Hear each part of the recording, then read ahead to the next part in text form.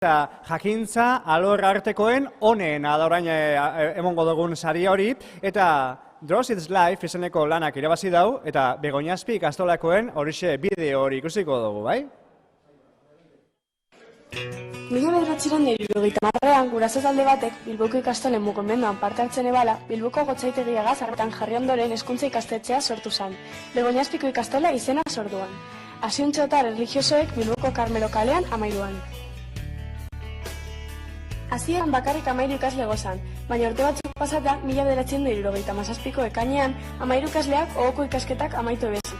Hain gertakizun garrantzitsua ospatzeko Bilboko apezpiko ordeak zuzendatutako ospakizuna antolatu zen. Ikasle kopuru handituz joan urtez urte. Karmelo kaleko eraikinean ez egon leku nahikorik danontzat. Horregaitik, eraikin berri bat egitea erabaki izan. Enpresa batzuekin hitz egin ostean, Txurdinagan toki egokia aurkitu zen. Tratu garrantzitsu bat adostu egin zen.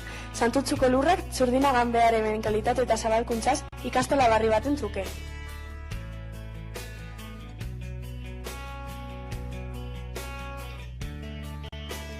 Mila 1981 11 hilabetetan Txurdinagako Begoñazpi ikastola eraiku zen. Handik aurrera Begoñazpiko izena barik Begoñazpi izena hartuko dau. Honi guztiari erantzuna emoteko zabalkuntza obrak burutu dira, gaur egun dagoa moduan geratu arte.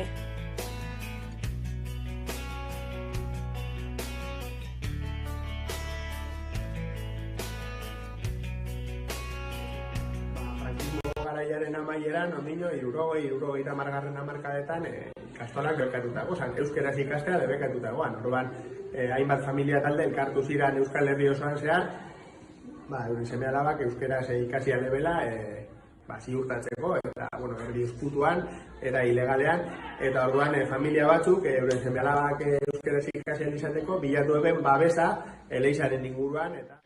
Orain Begoñazpik dau printzipioetan oinarritutako ikastola da. Ia 1800 ikasle dagoz eta 150 pertsona baino gehiago lan egiten dago Begoñazpi. Txaloa, Begoñazpi ikastolakoen zape eta diploma bebai, Bueno, diploma bentsa daukagu gainera, Eta Begoñazpin be seguru bat diploma hartzeko prest daukaguna. Hemen ez da geratuko, Kaixo, egunon? Begoñazpi?